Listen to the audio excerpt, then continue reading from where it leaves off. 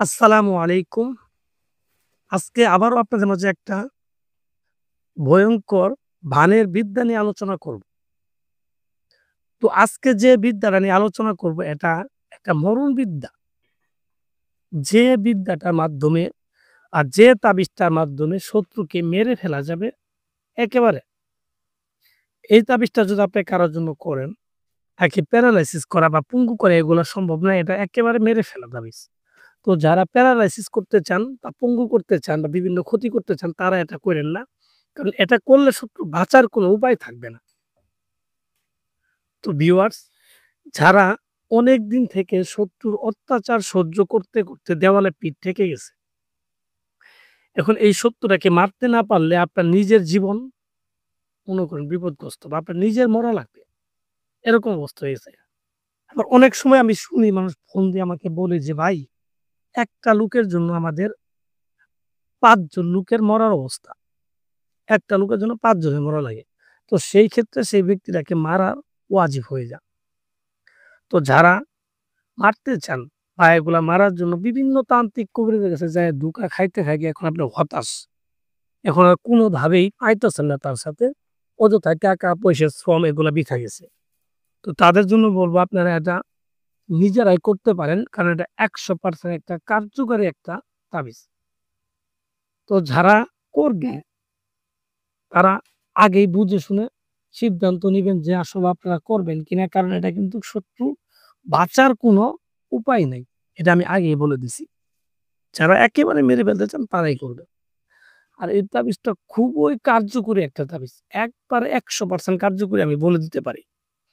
কারণ এই তাবিজটা দ্বারা অনেক কাজ করছে। আসলে এগুলা অনলাইনে বলাটাও ঠিক না। যেহেতু কবিরাজি করি সেহেতু বলতে হচ্ছে যে আমি নিজেও এইটা দিয়ে অনেক কাজ করছি, অনেক লোকের কাজ করে দিছি। ১০০% রেজাল্ট হইছে। আর আপনারা জানেন আমার কাছে যারা আসে তারা কখনোই কোনোদিন খালি হাতে যায় না। এটা আমি গ্যারান্টি দিয়ে দেই। হয়তো একদিন পরে বা আগে। কিন্তু কাজ নিয়ে গেছে এরকম ইতিহাস আছে।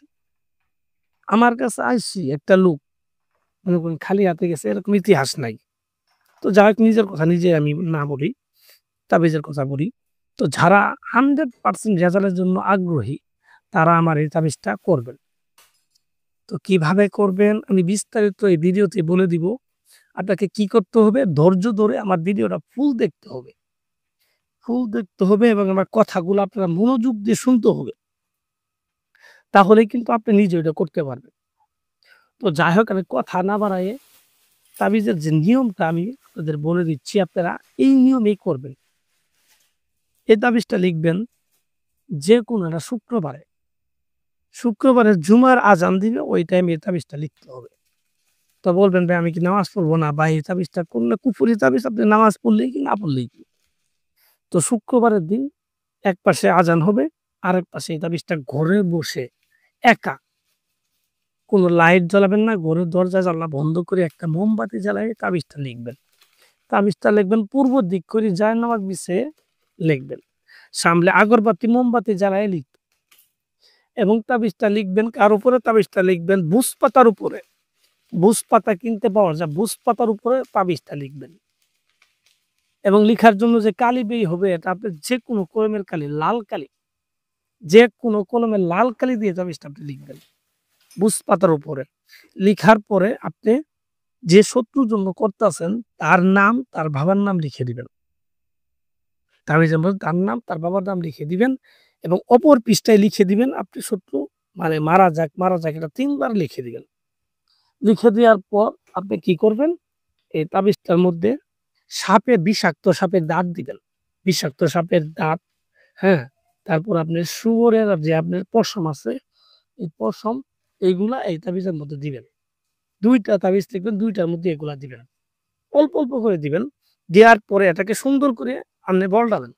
ছোট্ট করে একটা বলটায় ২ টা লোহার মাদুলিতে ভরবেন। মাদুলিতে ভরবেন ২ টাতে। ভরার পরে একটা তাবিজ আপনি নাপাক জায়গায় প্রস্রাবখানা, বাথরুম এরকম নাপাক জায়গায় ফেলে দিবেন। ফেলে দেওয়ার পর আরেকটা তাবিজ আপনি কি করবেন? আরেকটা তাবিজ যেকোনো একটা চুলাতে বা আগুনের মধ্যে এই তাবিজটা ফেলায় দিবেন। এইভাবে ফেলায় দিয়ে আপনি মাত্র ২ টা দিন অপেক্ষা করবেন। ২ টা দিন। এই ২ টা দিনের মধ্যে আপনি দেখবেন শত্রু মারা যাবে 100%। একেবারে 100% বললামই তো এই লোকটাকে বাঁচানোর কোনো রাস্তা থাকে